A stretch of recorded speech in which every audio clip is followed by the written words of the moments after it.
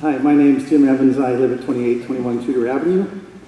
And my in-laws bought a beautiful piece of property on Queenswood Drive, 5 acres on the waterfront, absolutely beautiful. I think councillors might know who they are. Anyway, about 2000, we did a 1-acre subdivision. And so it's a 1-acre waterfront lot. And Alan Hopper at the time said, would you put a covenant on that, except for a building site? And I said, yeah, I think I'll do that because it's such a beautiful piece of property. So I did, put a covenant on it. And then of course we had our building site. Problem, 2012, EDPA. There goes the building site. I have a property that's been sterilized. It's incredible. So I think it's unique in Saanich, and why am I not screaming and yelling? Because I've lost so much money on this property? Because that lady over there won't let me. And of course I know you didn't do it deliberately too. So what happened is this lot, it's, as I said, it's spectacular. It should have an EDPA on it. But I did have a building site. I don't anymore. It was assessed at 1.9 million. Now I think it's worth maybe 200,000. I think it's the most extreme case in Saanich. So it's, well, the good news is I'm saving $15,000 a year in taxes, but still, it's an impact, and I'm not sure if I agree with all the people that say, well, it's sort of been expropriated because I have this lot that I can walk on, look at, and nobody else can. But what's that worth? BC Assessment is still trying to figure it out. So it's an interesting situation, and why I'm really not upset about it is I have no intention of selling it anyway. So if it's worth $2 million or $2,000, I don't care. It's beautiful, and so you know it deserves to have an EDPA on it. But I would like to have my house being able to be built. So the difference between me and those wonderful people at Prospect Lake, just hear how passionate they were about their properties and the beautiful properties and the lakes. It was just great. But they built their houses before 2012. Can you imagine if they hadn't? That's the only difference between me and them. Otherwise, I'd be in the back. Yeah, go Saanich. So, I don't know. The point is that it's a tough problem. And I don't have a real recommended solution on it. As I said, I don't care about the money stuff because you're not going to sell it anyway. Why would you? It's such a beautiful piece of property. It's been in the family for 50 years. So, but I sure would like to be able to build a house as was promised to me in 2000. I don't think I can under the existing EDPA. There might be some hardship laws, or maybe I'll come and beg you guys to let me do it someday. But you can see, I just want to make sure that everybody's clear that the EDPA does affect property value. I know you've hired a consultant, have them talk to me. I know. So I can't wait to see what BCAA says about it. But anyway, I know you're trying real hard, and it's, so, you know, I'm not real upset about this because I said I'm not selling the property anyway, but I would like to build a house. Thanks for listening. Thank you. 85?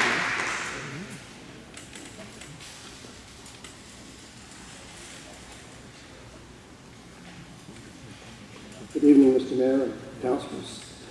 Thank you for your patience tonight. I would hope I'm close to the last speaker.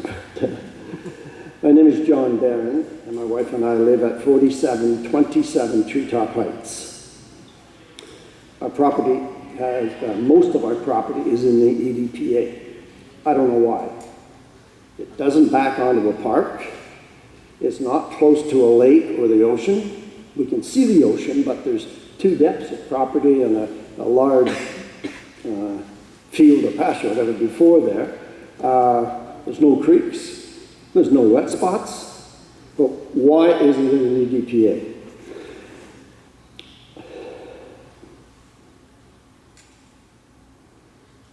We do have in the front of our property, where the house is, it's about a quarter of an acre, the house and some Gary oaks and some, what do they call it, arbutus trees. We've taken care of these Gary oaks and arbutus trees for 27 years. We have not lost one tree, Gary oak or arbutus. I would like to find out Parks, Saanich, if they could say the same thing. We water them in the summertime, we trim them, we cut off the dead branches, and they're healthy, good-looking trees. So I think we have showed good stewardship for that. The rest of our property, which is about a half an acre, runs down the back. It's a very steep slope, rocky, ledgy, and nothing grows there except blackberries. I've done my best to get rid of them. I give up. After 15 years, I said I can't do it, so we picked them and my wife made pies. That was the compromise. When we found out that our property was in the EDPA, we went to Saanich and we were directed to Adrian Kohler, who said, well, gee, I'll go out and look at your property and find out why.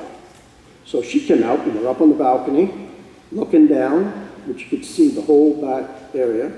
And I said, well, first of all, she showed us a map.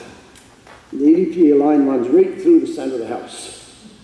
She said, don't worry about that. That's not a problem. And I said, well, gee, when I go to the bathroom, can I use the toilet at the back or do I have to use the one in the front? She didn't think it was funny, but anyways, neither do you folks like this. She said that we will move the line. I said, okay, where are you going to put it? Oh, I can't tell you that. I said, okay, what criteria are you going to use to move the line? Oh, I can't tell you that either. I said, okay, when are you going to move the line? Can't tell you that either. I said, well, why did you come? Well, I wanted to have a look at your property. And I said, okay, you've seen my property. What happens now? No answer.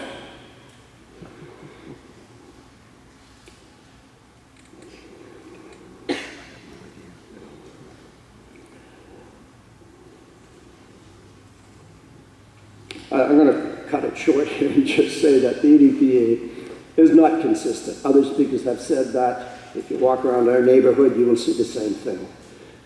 It is discriminatory, and it's seriously affecting the value of my property. I mean, this is a hill that will never be used for anything. It's about a half acre stretching around the curve at Carlo's going down. It's useless other than it is beautiful, it's nice. There's no native plants there, so anyways, that's the story. I urge the council here to listen to what you heard tonight. And I'm sure the other meetings were the same. I don't know why we have another one tonight. I was out of town. I'm glad there's another one tonight because I wasn't here, but I'm sure you heard the same stories. So we want to have another one after? I don't know. Let's do something. I say we scrap it and we use the citizens for responsible EDPA suggestions. And we march forward with that and see what happens. Anything has to be better than what we have now. And the implementation of it, ladies and gentlemen, I think that you have to take a serious look at your staff. I know I shouldn't be criticizing, but I pay those people. And they're your responsibilities. I'd like to see something happen. Thank you, ladies and gentlemen, for your patience. Thank you. Okay, 86, 87, 88, 89, 90, 91, 92, 93. Anybody who's left to speak? 109. Two of you left. Come on up. Well, what number, sorry? 109. And? 111. Okay, 109, 111.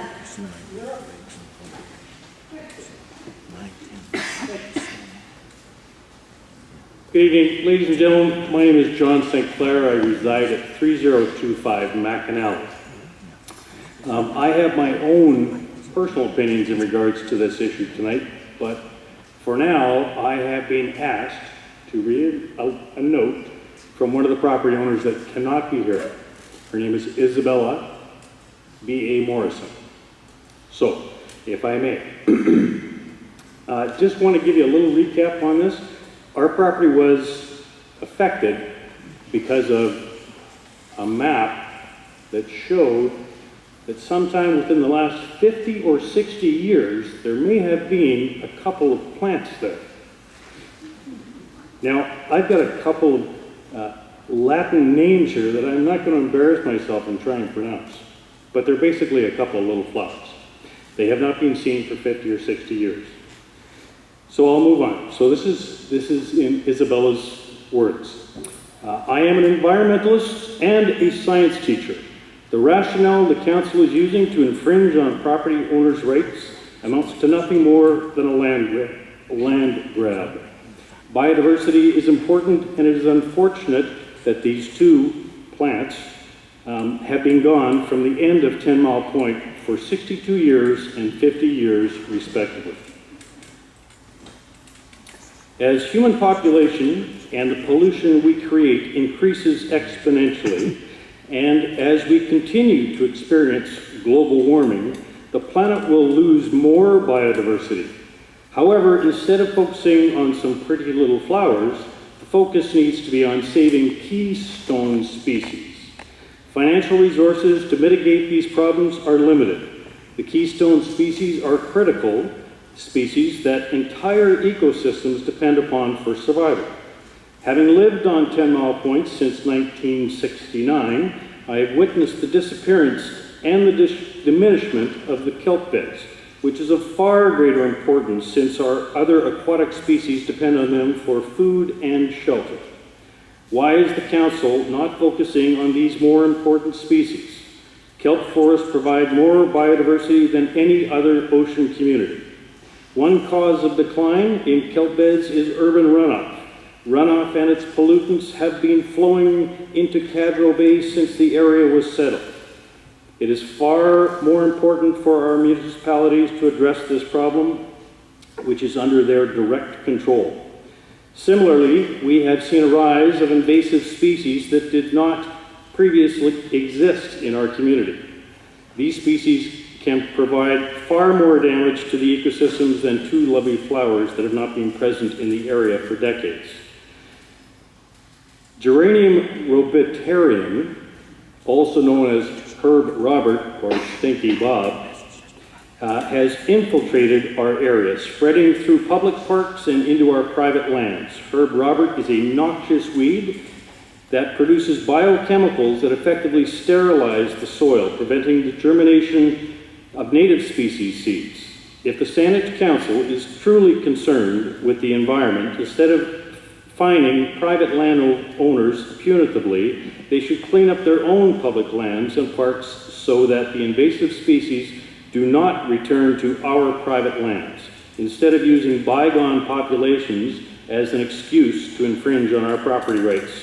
Our Saanich Council should be working with us to create stewardship programs and reduce populations of invasive species from both our public and private properties, as well to reduce output of pollutants onto our lands and into our waters. Additionally, the stewardship program could assist landowners to reintroduce the missing flowers and plants other native species.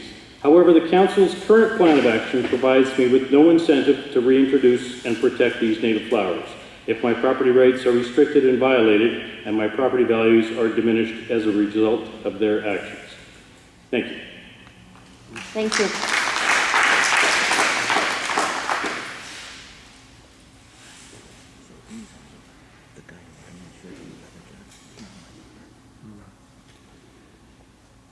Good evening, Mayor, Council, Administration, Moderator.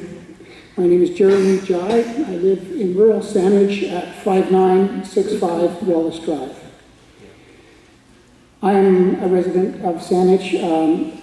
By profession, I'm an urban forester, and I've been working diligently in that field for about 30 years.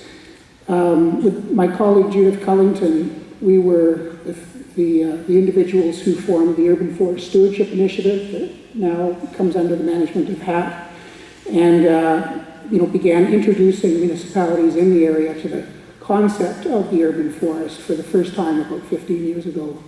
And now we see municipalities like Saanich and Victoria with their own urban forest strategies. So that is not to blow my horn, it was just to say that I take this seriously. I've been doing it for a while. And one of the things we were successful in doing was getting the regional canopy mapping in place, which measures the change in urban forest canopy, the change in pervious and impervious surfaces over time. And we were also able to expand the conventional notion of urban forests as essentially trees to include all the biological processes and associated plants and soils and ecosystems that go with them, which I think has also been a real step forward. So as far as I'm concerned, the EDPA is really talking about environments that are within my purview. They're all part of the urban forest as far as I'm concerned. And both as a resident and as a professional, I have some pretty serious concerns with it. But I think what I'd like to do is actually step back from the EDPA and look at what some of the underlying aspirations were for it. What is it attempting to achieve? And for me, that sort of goes to the science of it. The EDPA talks about wanting to preserve sensitive ecosystems and species at risk, which are important. In urban forestry, we talk about wanting to preserve and enhance ecological function.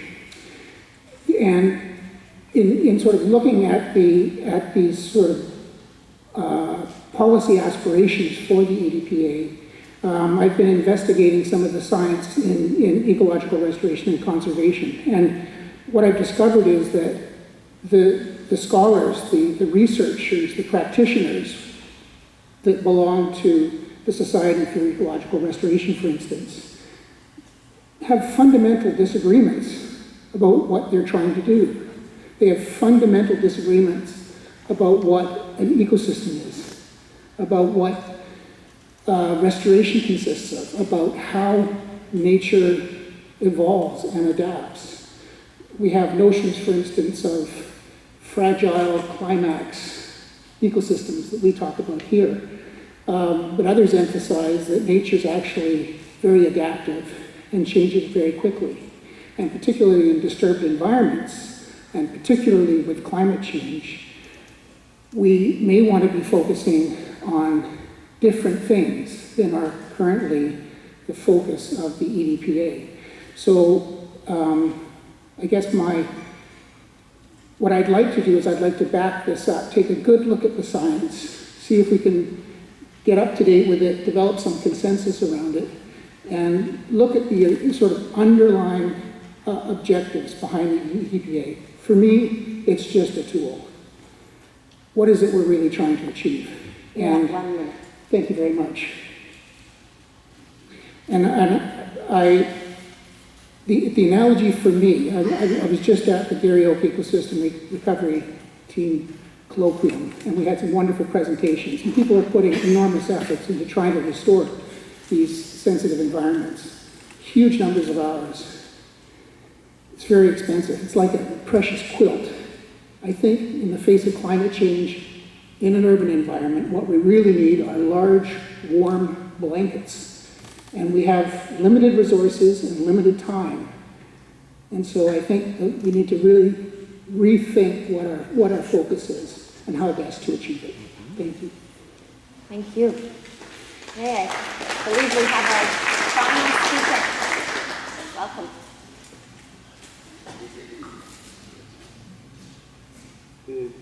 Mayor and Council, thank you for the opportunity to speak to you tonight. I'm speaking in favor of environmental protection in Saanich. Just get your name, sorry. Yep, sorry. It's coming. Okay, I'll get out of your way. I'm speaking tonight in favor of environmental protection in Saanich in the form of the Environmental Development Permit Area Bylaw. My name is Ben Kerr, and I'm a homeowner and resident at 1055 San Marino Crescent in Saanich. Including buffer area, the EDPA covers approximately 40% of our property. Tonight I'm speaking on my own behalf and also as a member of the group Saanich Action for the Environment, or SAFE. In 2008, when we bought our home, I consulted the CRD Atlas and recognized that a woodland-sensitive ecosystem was mapped on the back 20% of the half-acre lot. It is a south-facing exposure with scrubby oaks transitioning into Leeds Park below. The woodland is an important feature on several of the other properties on our street. It supports a vibrant community of plant and animal life, perhaps most substantially resident and migratory birds. Our home is in a subdivision from 1946. The original farmhouse in the subdivision is one of the oldest buildings in Saanich, estimated to have been built in 1875. Each of the homes on one side of the street in the subdivision has substantial lot coverage by the EDPA. Oaks are believed to have existed more extensively through the subdivision prior to the development in the 1940s. Future redevelopment without protection of the remaining sensitive ecosystem would see disturbance of the ecosystem to the back of the residential lot boundaries. I feel that an ecosystem-focused bylaw, such as the EDPA, will ensure that the ecosystem is not only protected but enhanced through restoration and rehabilitation, as our street is invariably redeveloped over the next 30 years.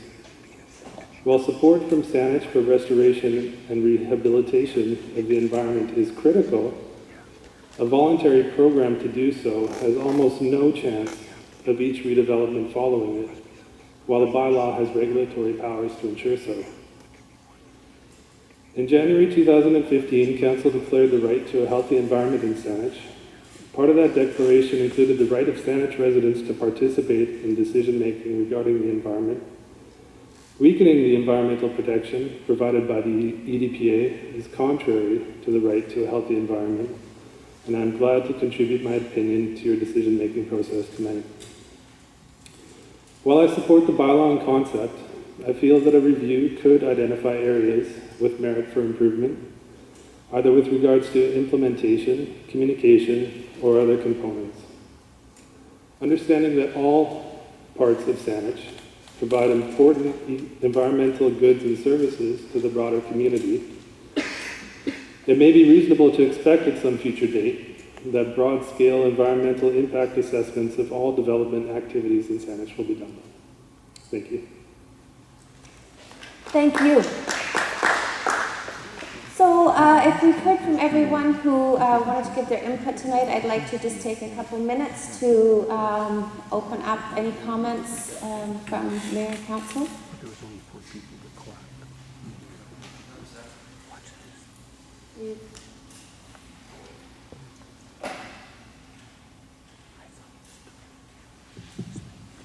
Okay. Working? Good, it's working. First, I'd like to thank everyone who's stayed here for the 4.5 hours. It's been really enlightening. It was very similar to the previous town hall, but it was also different in many ways. To hear from you is such an important step in any process, to involve the public at a deep level.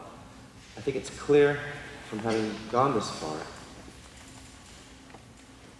at the early stages of the conception of the bylaw and even the early stages of the implementation, I think we can look back in hindsight and say that it was probably a better idea that the bylaw had gone through a piloted phase or a phased-in stage to learn more about it.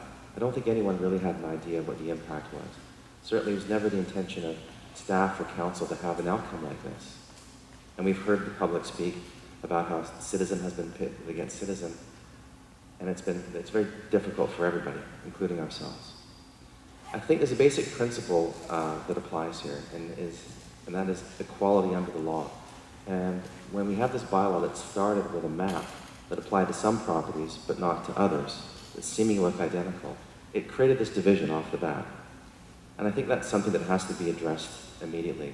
Issues with notification, we can't go back and address, but we can address going forward. And we've heard the recommendation many times tonight But as we go forward, we need to involve all the affected properties.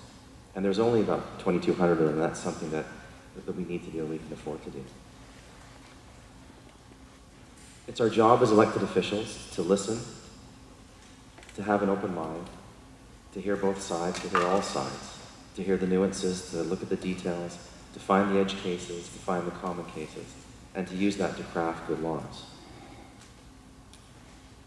And as we try to do that, it's important that we act accordingly. We need to listen and we need to act. We've started with a process that started back in February at the Environment and Natural Areas Committee.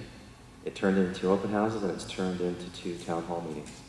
And I think we've reached the stage now where I think we've heard enough and we're going to have enough coming from staff to finally take some action. And we need to do that quickly. And so it's something that I pledged at the last meeting a few months ago. And we've been having meetings internally, working with staff, and I think we're now ready to take a next step. I can't tell you exactly what that's going to be. That's going to have to be a debate that's going to occur at council, and it's going to give you an opportunity to provide some more input. And we've heard a lot of it, and we've cataloged it tonight. But I feel it's now time to take some action on it and give some direction to staff and give some assurance to the community that we're going to repair this. A final comment that I'll make is that there was an article that came in the Saanich News on Wednesday, and on page 5 there was a picture of me up on, I think it was Peacock Hill Park, and the first paragraph said that I was interested in repealing the bylaw. That was actually a typo. That's something that I brought forward to the council earlier last year, and I think maybe you can be an autocorrect there. What it should have said was that I'm interested in revising the bylaw at this stage. And how we do that remains to be seen, but it's going to be based on good input. And I just wanted to make that clear because the online version and the print version are the same. The online version has the correct version of it. So that's all I wanted to say. It's very important that we have your respect, that we seem credible, but I know that we need to rebuild some public confidence on that to get to those 2 pieces. And so I'm going to work hard to make sure that happens. And I know that we'll get there. Thank you. Would anyone else like to speak? Others? 2 here, yeah.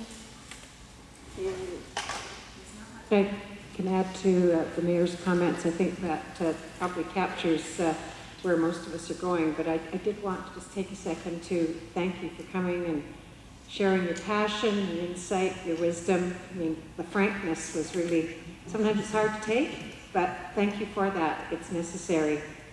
You know, as we discuss this EDPA, I think we've all been striving for, you know, what is the right thing to do for the environment, and also acknowledge that property owners need to enjoy and utilize their properties to the fullest, and we're trying to find that balance.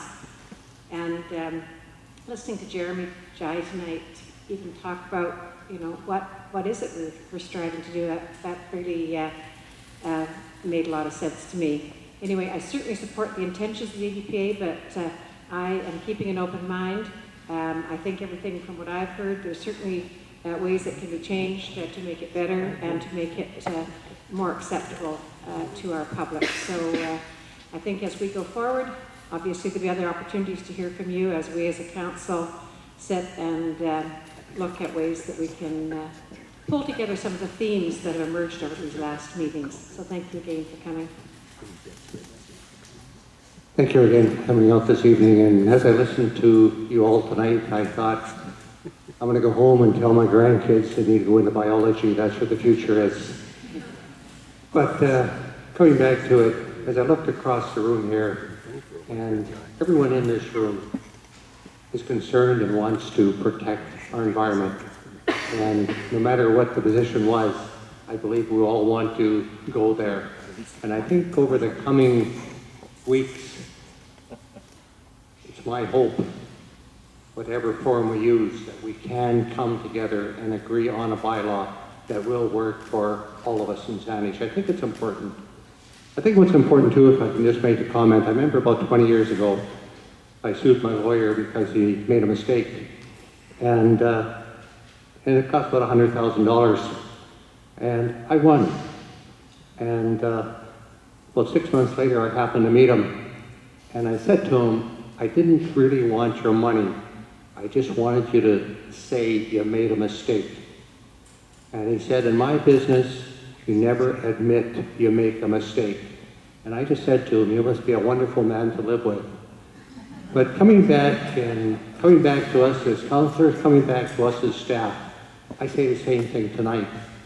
I think we made a mistake. I think we made some mistakes. And sometimes for all of us, we do make mistakes, but it's moving on from that. And I believe what we heard from you tonight and through the town hall meetings and through the open houses, I believe we've all learned a lot. We've learned what our neighbors are thinking. It might be a little different from what I think or you think, but we've got a sense of where Saanich is at. And now I think it's important that we come together and move ahead and arrive at something that'll be good for all of us. Thank you. Others? Ready to go home? So I'd like to thank everybody who's here and everyone who participated in the previous town hall. Something that's worth remembering is that the reason we have a town hall was a vote at council, and that was unanimous.